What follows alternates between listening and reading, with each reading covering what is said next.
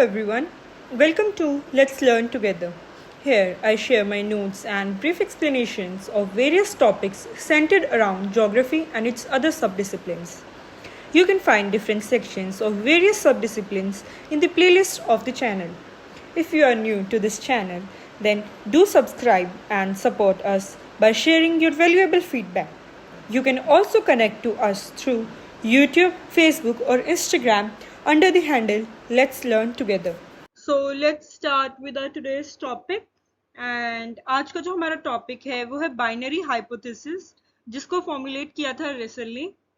हम origin of earth series कर रहे हैं, जिसमें हम अर्थ के ओरिजिन के रिगार्डिंग जो अलग अलग हाइपोथेसिस दी गई हैं, जो अलग अलग थ्योरीज दी गई हैं, उनको डिस्कस कर रहे हैं। एंड ये उसी का पार्ट 4 है, जिसमें हम बाइनरी हाइपोथेसिस डिस्कस करेंगे। So let's start. So, in order to solve the previous problems related to angular momentum, mass of the constituent elements, and the distance between the sun and other planets of the solar system, scientists again tried to explain the origin of Earth with the help of three heavenly bodies. इससे पहले हमने जितनी भी theories discuss की, उसमें कहीं ना कुछ प्रॉब्लम्स अराइज हो रही थी। कहीं एंगुलर मोमेंटम का प्रॉब्लम था, कहीं जो आपका मास है कॉन्स्टिट्यूएंट एलिमेंट्स का उसका प्रॉब्लम था, कहीं डिस्टेंस जो है अर्थ और प्लैनेट्स के बीच में उसको कोई एक्सप्लेन नहीं कर पा रहा था। तो इन सब प्रॉब्लम्स को सॉल्व करने के लिए साइंटिस्ट ने एक और नई आप क्या कह सकते हैं थ्योरी बनाई, एक नई एक्सप्लेनेशन दी, जिसमें इस बार उन्होंने थ्री हेवनली बॉडीज को यूज किया। देखते हैं वो थ्री हेवनली बॉडीज कौन सी है। उससे पहले जानते हैं एच.एन. रसेल के बारे में। He was an American astronomer who propounded binary star hypothesis in the year 1937 to remove the shortcomings of tidal hypothesis of Sir James Jeans. Last हमने जेम्स जीन्स की टाइडल हाइपोथेसिस की थी। उसके बाद ये अमेरिकन एस्ट्रोनॉमर है H.N.. Russell, जिन्होंने ये बाइनरी स्टार हाइपोथेसिस को जो है प्रोपाउंड किया था, फॉर्मुलेट किया था, ताकि जो क्रिटिसाइजिंग पॉइंट्स थे टाइडल हाइपोथेसिस के, या उसकी जो शॉर्टकमिंग्स थी, उनको पूरा किया जा सके। Russell was of the opinion that there are two stars near the primitive sun, the companion star and the approaching star. तो इनका क्या मानना था कि जो हमने अभी स्टार्टिंग में बात की कि थ्री हेवनली बॉडीज थी, जिसमें से पहली आपका प्रिमिटिव सन, दूसरा आपका कंपेनियन स्टार, एंड थर्ड एक हेवनली बॉडी थी आपकी approaching star. It was believed that the companion star was revolving around the sun, and later one giant star, that is the approaching star, came near the companion star, although its direction of revolution was opposite to that of companion star. Companion star आपका सन के चारों तरफ revolve कर रहा था, and उसी समय एक स्टार बहुत बड़ा स्टार, जिसको साइज में भी काफी बड़ा था, वो कंपेनियन स्टार के पास आता है। हालांकि जो इसका रिवॉल्यूशन का डायरेक्शन है वो कंपेनियन स्टार से उल्टा होता है। ठीक है। It is believed that the approaching star was very far from the primitive sun, thus there would have been no effect of tidal force of the giant approaching star on the primitive sun. अब ये माना जाता है कि ये जो approaching star था, इसका अफेक्ट सिर्फ आपके कंपेनियन स्टार पे आया। उसका रीजन क्या है कि ये जो स्टार है ये आपका सन से, प्रिमिटिव सन से बहुत दूरी पे था, इनके बीच में डिस्टेंस काफी ज्यादा था। But this was not the same for companion star.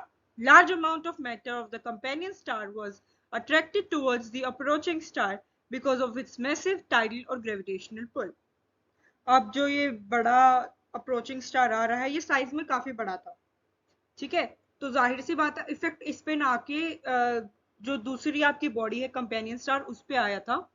और क्या हुआ था कि बहुत स्ट्रॉन्ग ग्रेविटेशनल पुल या टाइडल फोर्स था इस अप्रोचिंग स्टार का, जिसकी वजह से कंपेनियन स्टार का जो आउटर सरफेस है उससे कुछ मैटर जो है एक्सट्रैक्ट हो गया था, या फिर अट्रैक्ट हो गया था आपके अप्रोचिंग स्टार की तरफ।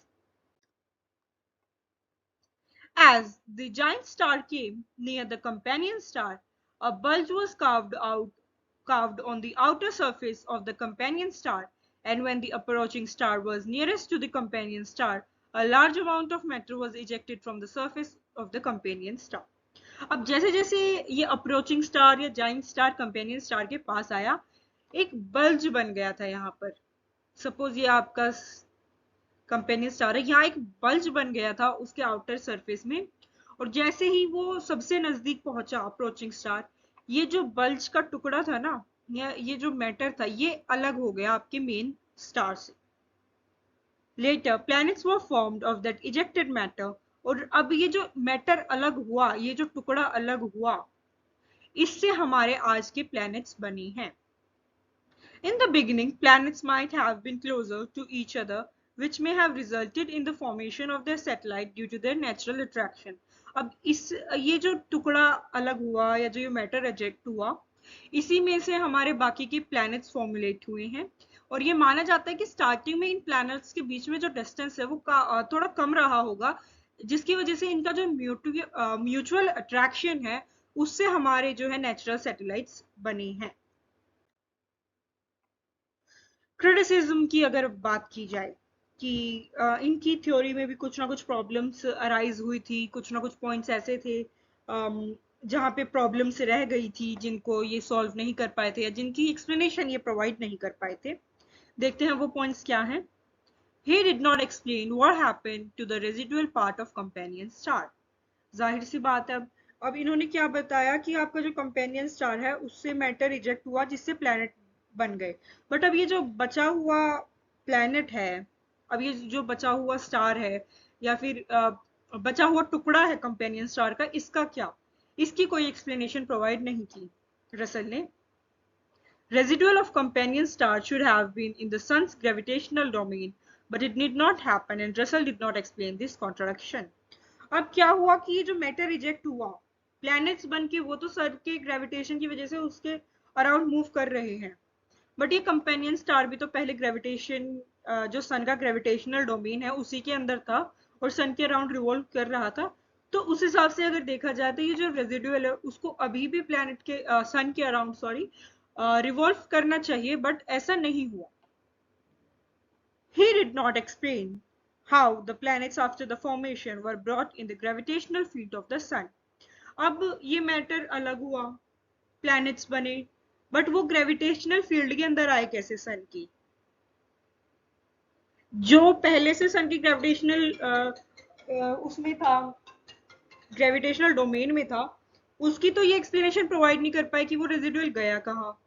तो अब ये जो नए प्लैनेट्स बने हैं, इसका कह रहे हैं कि ये सन के अराउंड मूव किया, बट ये उस सन के ग्रेविटेशनल डोमेन में आया कैसे, इस चीज की जो है वो एक्सप्लेनेशन नहीं दे पाए.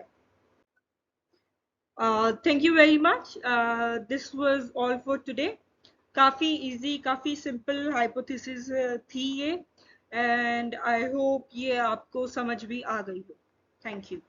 Thank you for being part of this video, and if you liked it, do not forget to share it with your friends and family, and also subscribe to our channel and press the bell icon.